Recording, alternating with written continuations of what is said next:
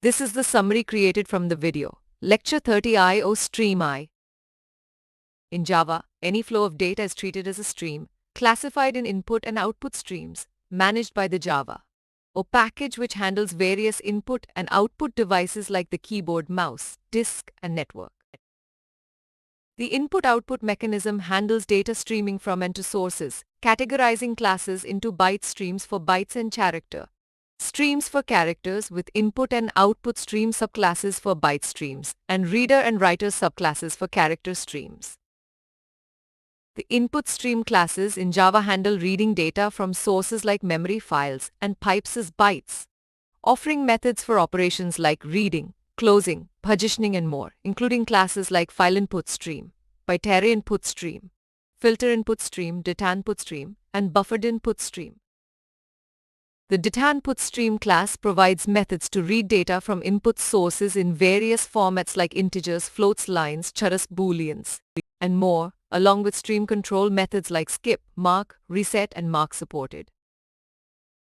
The output stream classes in Java are responsible for writing data to destinations, covering byte-based output, methods for writing bytes, closing and flushing, with subclasses like file output stream, buffered output stream, and filter output stream, and methods like write, close, and flush.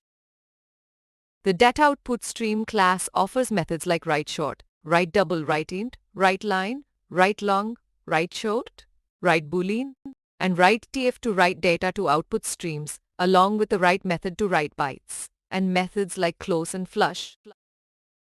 Byte stream classes handle data as raw bytes, while character stream classes handle data as characters, with reader classes reading data as characters from sources like memory files or networks, and writer classes writing data as characters to destinations like memory files or networks. The reader stream classes handle input operations by reading characters from sources like files, strings, and pipes, with different reader classes for specific input needs like buffering, and methods based on tasks like input, buffering, and filtering. The writer stream classes are responsible for storing data into a buffer from an input source. Buffers are used to store data temporarily before processing, with the keyboard having its own buffer-typed characters and bytes,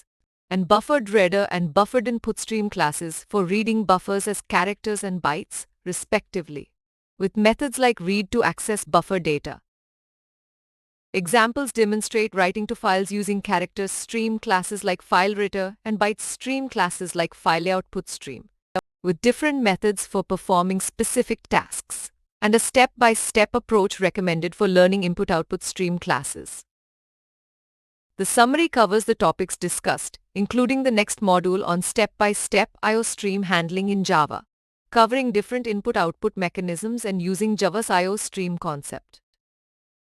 Key takeaways include Java treating data flow as streams with input and output classes, categorization into byte streams and character streams, input stream classes for reading data, data input stream for formatted input, output stream classes for writing data, data output stream for formatted output, reader and writer classes for character input and output, buffering for improved I/O performance, examples using stream classes for file operations, and an overview of key I/O stream concepts.